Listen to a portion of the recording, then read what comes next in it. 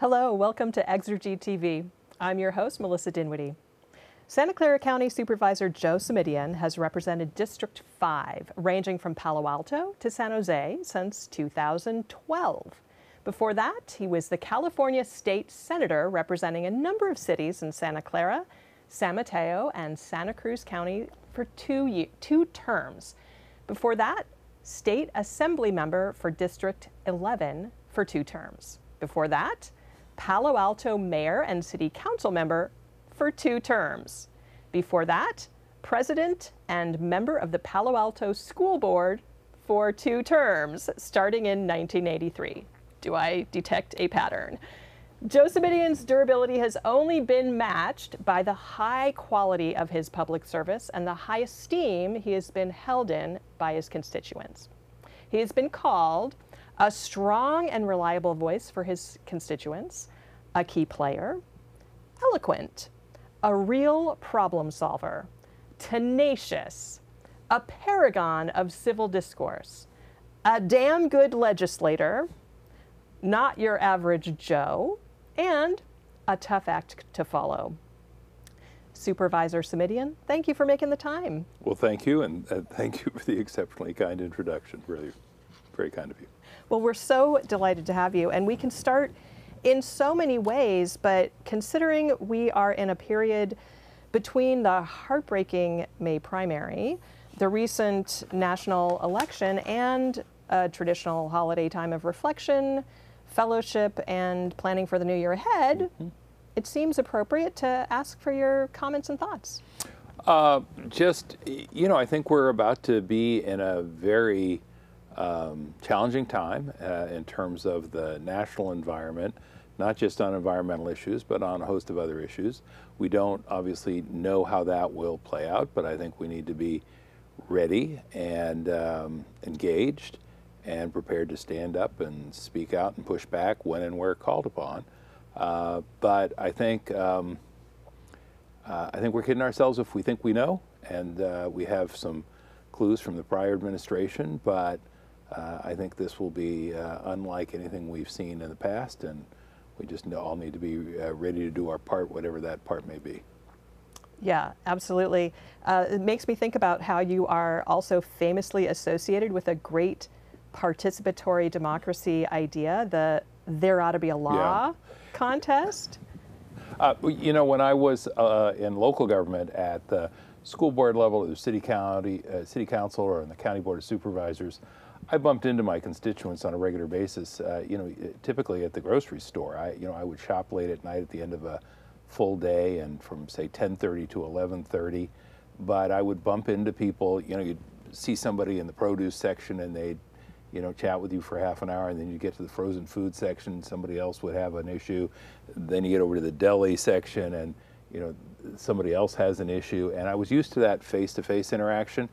After my first year in Sacramento, which is what prompted all this, I was struck by the fact that I was seeing professional lobbyists and I was seeing association heads, but I wasn't seeing the folks I represented as much because I was 125 miles away in Sacramento. So when I came back at the end of the first year, I sat down with my team and said, look, we got to figure out how to engage people. And we talked about, we'd send out an announcement online. And I thought, people push the delete button or crumple it up and talk.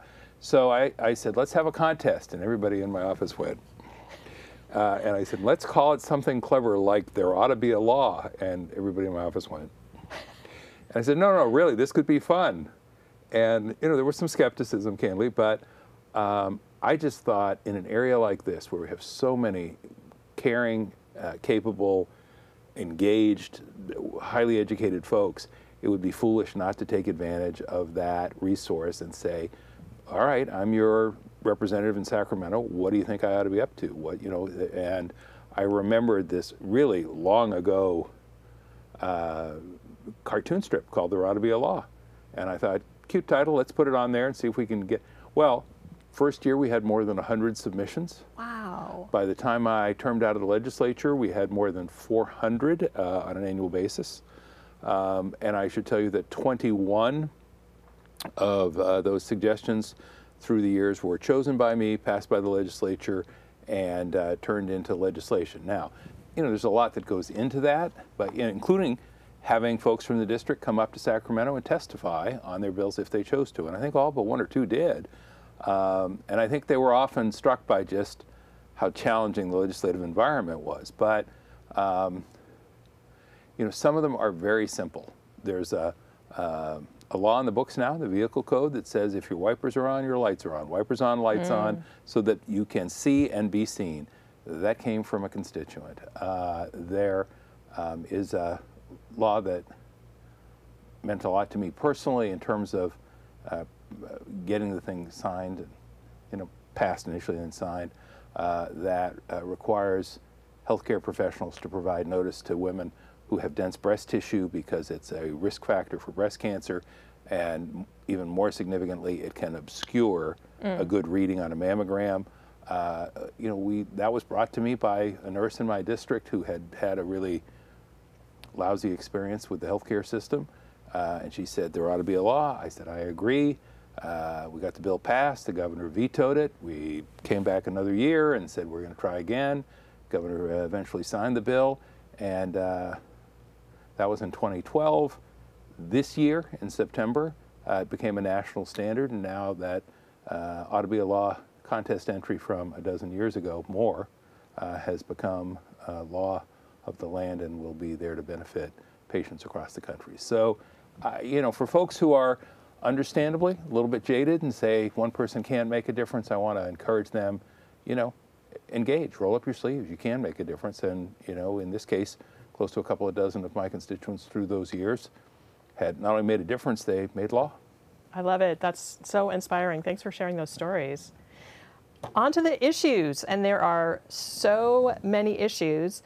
Can you take us through the Lehigh Cement and Permanente Quarry up in the Cupertino Hills? Well, let me give you the short version, the Cliff Notes, because the quarry has been there for more than 100 years, and we don't have 100 years to talk. So what I will tell you is there has been a long-standing tension between the mining operations and the needs of the environment, the surrounding communities. We finally got to a point where, after trying to provide more transparency, annual meetings, opportunities for constituents to engage and to get answers to their questions, oversight and coordination by, a dozen different agencies that were regulating, not always, like that, but sometimes like that. We finally got to a point where I said, we got to figure out a big picture, long-term solution. I asked our county staff to look back over the past decade and come up with a tally of how many violations there had been at various agencies. They came back pretty promptly, did a great job, shout out to our staff at the county, and said we have identified more than 2,100 violations over the course of a decade. That then allowed me to say, all right, let's ask ourselves, is that consistent with the use permit that governs the cement plant? Answer, no. Also, what can we do to put an end to the mining of limestone in the quarry? And the answer was to partner with our friends at the Mid-Peninsula Regional Open Space District to protect those hillsides a little bit more. And ultimately, I thought, you know what, I need to just get on a plane and fly down to Irving, Texas, a place I had not been before, which is the corporate headquarters for the parent company, Heidelberg Materials, and meet with folks there and suggest to them, look, you've come to understand that this isn't going to work in the future. You've said you're going to shut down the cement plant. How about we negotiate a binding agreement that lasts in perpetuity, that commits your organization to shutting that cement plant down? And with help from a lot of folks in the community, shout out to the Sierra Club who filed litigation along the way, and certainly from county staff and our county council, our legal counsel, we were able to get that agreement signed. So I am very pleased that, after people said, hey, congratulations, and I said, well, thank you. It only took us a century. But as I walk out the door at the Board of Supervisors, the mining has come to an end. The commitment there is in a legally binding way that the cement plant will never be operational again, and we will finally have an end to these air, water, noise, land use issues. That said, the restoration and reclamation is a long-term project. You know, we're talking decades here, not years, and there are a host of issues there, so I want to encourage anyone who's listening and to engage when something called the Reclamation Plan Amendment. The Rec Plan Amendment comes to the county for review and eventual approval. You know, engage again, because what happens next is almost as important as what's happened over the last 100 years and the place we find ourselves today. Wow, quite an issue. I can tell you where to go for barbecue now in Dallas, by the way. That's that's another show. So, Indeed, yes. There are two issues before the board about artificial turf on county land and the proposed San Jose earthquakes facility at the fairgrounds. Sportscaster Brody Brazil's recent video featuring you on the earthquakes term sheet is up to over 19,000 views on YouTube. I don't know if you were aware of that. No, but we don't usually get that much attention at a Board of Supervisors meeting, so I'm a little surprised. Well, would you care to elaborate on Sure. the? A separate set of issues, but obviously connected, as your question suggests. So, wholly independent of any discussion about the earthquakes at the fairgrounds, which is in the San Jose area, by we I mean the County Board of Supervisors was approached by folks in the community who had concerns about artificial turf, not just in the county but more broadly, and essentially came and advocated for the county to commit to not using artificial turf going forward. And it's a surprisingly contentious issue. There are environmental and health concerns on the one hand, contrasted with advocates for playing fields on the other. And so I asked for a report back from our public health department, because I chair the county's health and hospital committee. The public health department, to their credit, came back very quickly, but they came back so quickly they weren't able to do as rigorous a job as I had hoped for. So I asked them, can we get more? And they have been at work at that. Meanwhile, my colleague, Supervisor Otto Lee from Sunnyvale, has taken very direct steps to say, I don't think the county should use the product anymore. So he's pretty clear about where he is. And the issue has been punted, forgive the sports metaphor here, to 2025. So I will not be in the seat when the discussion takes place next year. New supervisors, new Board of Supervisors will take the matter up. Along the way, the earthquakes, the soccer team had been in negotiations with the county to use a significant portion of the fairgrounds in San Jose, and part of their use involved artificial turf. And the matter came to our board within the last month or so, and I was, I guess, pretty direct about expressing concern. I thought the deal itself just didn't make sense in terms of the public's interest in, and I thought it was a giveaway and said so. Basically a $100 million giveaway to a private corporation. I also thought there wasn't much public benefit involved in terms of community use of the fields. And I also thought, and I didn't mean this in a personal or unkind way, but I also thought that the ownership, you know, I don't want to get, the team is a different thing really in many respects, but the ownership, you know, same ownership that took the Oakland A's out of Oakland, not well regarded by almost anyone in the sports world. And so my 3 points were, I think it's a $100 million giveaway. I don't think there's much public benefit, and I don't feel we can be confident about working in good faith with the ownership group. So for me, that was sort of the end of the story. The artificial turf issue didn't really get that much conversation. It was at that meeting because we were looking at the term sheet that you've referenced. So are the two connected? They absolutely are. But even if the turf issues were satisfactorily resolved, the deal we had in front of us last month was not something I could or would support. And we'll see whether or not the turf issues can be resolved. There's a new board that'll weigh in on that. It's a contentious one. Yeah, it sounds like it's got a lot of moving parts. A lot of moving parts, for sure. Thank you for explaining all of that. I appreciate it. Well, let's move on to talk about affordable housing in our really unaffordable area. And unfortunately, this is going to have to be something of a lightning round. But I know you've been active in a number of these areas. So, teacher housing.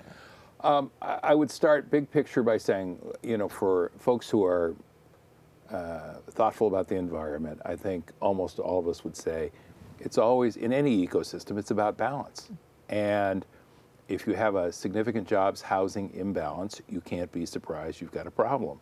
And, you know, I'll go all the way back to the 90s when the Valley created 6 times as many jobs as we did housing units. Well, you can't and shouldn't be surprised that that means there's going to be a housing shortage, and it means that housing prices, and whether it's rents or mortgages, are going to go up, up, up. So, you know, I think to grossly oversimplify a complicated issue, you simply have to get the system in balance. And, you know, building another 100 housing units, if you create 1,000 jobs at the same time, isn't a solution. I think we sometimes see folks forget that. To the teacher housing project that you mentioned, I also think we need to be honest with ourselves that while there are problems the market can solve, there are problems the market isn't going to solve. And affordable or below market rate housing is one of those. It's going to require government engagement and support, because given a scarce piece of land and the ability to build housing, folks are going to want to maximize revenue on that site. I understand that. That doesn't offend me, but it does prompt me to say, we've got some work to do over here. So, you know, when I was a kid, my father bought our home in Palo Alto on a single school teacher's salary. You know, to which most people say, man, how old are you? And I say, it's like, it wasn't that long ago. I mean, you know, but it was long enough ago that that's no longer a story we can tell. Yeah. And I think it has real impacts. You know, that means that whether it's the school custodian or the administrative staff at the front desk or the teacher in the classroom, those folks can't be there for kids the way they would like to be and the way we would like to have them there. And great communities need great schools, and great schools need great staff people. And so when I saw the opportunity to propose a teacher housing project, an educator workforce housing project, I said, this is a twofer, because we can do something to create a lasting stock of affordable housing, below market rate housing, but we can also strengthen our schools in particular if we do this right. At the time, people said, is that a thing? And, you know, now it's clearly a thing. Everything takes so darn long, but this particular project is going to open next year, and I'm looking forward to that day. I won't be on the board any longer, but I'll be able to smile from the sidelines. All right. Next lightning round question. Well, if that was a lightning round, I fail, so I'll try to do better on this one. Okay, housing the unhoused. Yeah, I think a lot of great work has been done, but it hasn't kept pace with the demand. It's really just that painful and simple. There are forces beyond our control at the local or regional level. As I say, the demand has simply outstripped the supply. The voters, to their credit, supported a measure that the county put forward back in 2016, Measure A, that has allowed us to create more than 5,000 units of housing in the county, specifically targeting homeless folks or folks who are at risk of being homeless. But as I say, the growth has been greater. I have focused as well on creating a shelter in Sunnyvale to serve the northern portion of our county, creating a shelter in Mountain View as well to support single women and families who have particular challenges. And I think, you know, even as you sort of have these bigger picture global solutions that you're pursuing, it also requires individual elected officials to say, I will champion this or that or the other project, because somebody's got to, everybody says, yeah, it's a good idea, but somebody's got to make it real. And I think it falls on our electeds to say, I'll take a piece of the problem. If everybody takes a piece, we can get it done. Isn't that true of everything, right? Pretty much. Okay, anything else to say about mobile home communities?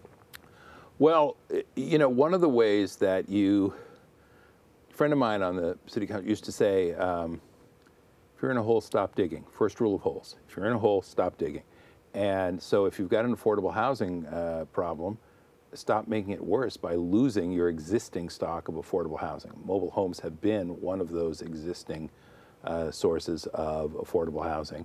So when the Buena Vista Mobile Home Park was threatened with demolition in Palo Alto, our last mobile home park, about 117 units, more than 400 very low income and extremely low income residents, I said, I understand it's not a, quote, county issue per se, because it was in the city of Palo Alto, but I thought there's a role here for us to play. Ultimately, my office and I were able to help pull together a three-way partnership between the county, the city of Palo Alto, and the Santa Clara County Housing Authority, and acquire that property. And what that meant is that, you know, more than 400 folks weren't out on the street. We didn't lose 107. I mean, I know how hard it is to build 117 units of affordable housing. So the idea of losing 117 units of affordable housing was not high on my list. And we've now preserved that property more or less in perpetuity. I think the first check-in is 75 years from now, to remain in affordable housing stock. So I thought that was a righteous cause, and I feel very good about that, even though it has taken longer to redevelop the site than I think anybody had hoped or expected. All right, thank you. And then last question in this affordable housing section, aging in place. Yeah, you know, sometimes the problems are complex, but the solutions are not. And, you know, one of the things we can do to help folks as they age is simply find ways to retrofit the homes they live in and have lived in, the place they have called home with some real attachment for a long time, and allow them to stay in place. They don't have to give up that place. They don't have to go to a, quote, facility. They, you know, some will, but where we can, and there are good nonprofits in Santa Clara County who are doing that work. So we've tried to provide a modest amount of funding. It's really, you know, pennies on the dollar compared to what it would be like to try and find a new facility or a new place or a new unit for folks who could and would like to stay in their homes if we can simply retrofit them and make them age-friendly, for lack of a better term. Yeah, absolutely. My parents are determined to age in place, and well, yeah. you know, I shouldn't tell stories on my late parents, but you know, my father was very clear, no way, no how. He wasn't moving. My mother, they were divorced. My mother was, well, I guess I'm open to it, and she would go on the tours and see it, but that wasn't going to happen either, really. So, as I say, we need to find solutions for folks who are living in their homes, are attached to their homes, have a sense of community on that street, that neighborhood, and allow them to continue to age with dignity and safety, and with, frankly, appreciably less expense. Yeah, absolutely. All right, well, any thoughts on your work and outcome of the new Stanford General Plan? Well, this one I can make shorter, even though it's 25 years worth of land use back and forth I've had.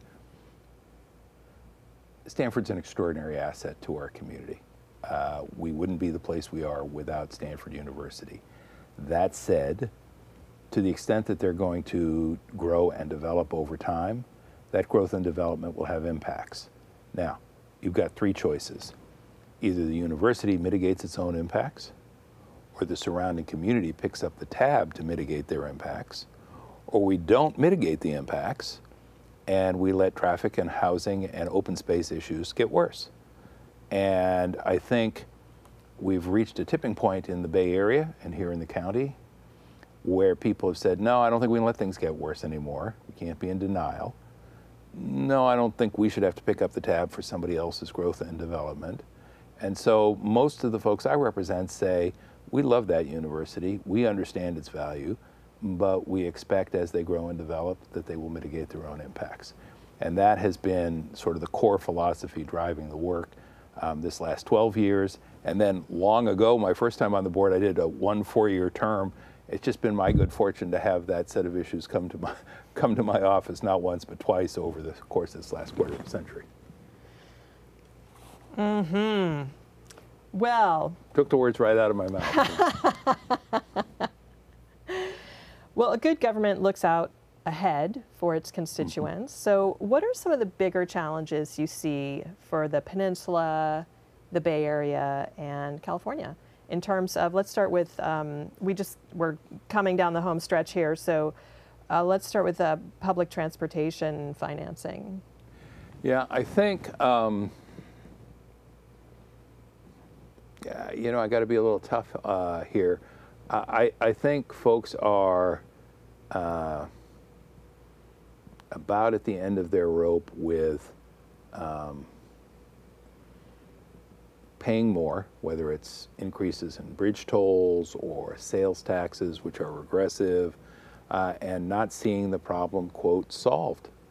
You know, the voters in the area I've represented have been pretty good about saying we're prepared to, we understand there's a cost, we're prepared to pay our share, but they also expect to see some results. And back in 2016, when there was also a transportation measure on the ballot that supported the Valley Transportation Agency, I said, look, I can support it, but there has to be a cap on the amount of the funds that go to BART to San Jose, and there has to be a commitment to fund projects that provide meaningful congestion relief throughout the entire county.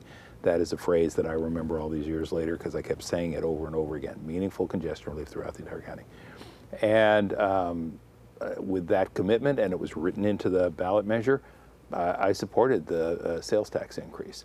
Then a few years later, when people wanted more money for BART to San Jose, they tried, I'm going to be very direct, they tried to renege on the commitment. And I actually said, I got to get myself on the VTA board for a year and put a stop to that, and we were able to do that. So I wish I were more optimistic, but I think if the public's going to be asked to support more in the way of funding, they got to see results, and they've got to see people honor the commitments that are made in the ballot measures that they vote for. Couldn't agree more. All right, final question. This is a 10-second question. We have a magic wand. You have a magic wand. For one day, what would you do with it?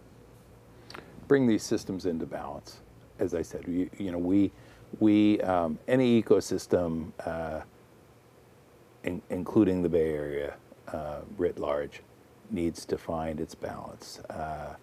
Jobs, housing, transportation, schools, open space, all the rest. There's a balance to be struck, and you can get a lot of competing interests all trying to claw their way to the top, and it falls on folks in government to say, let's figure out how we balance those.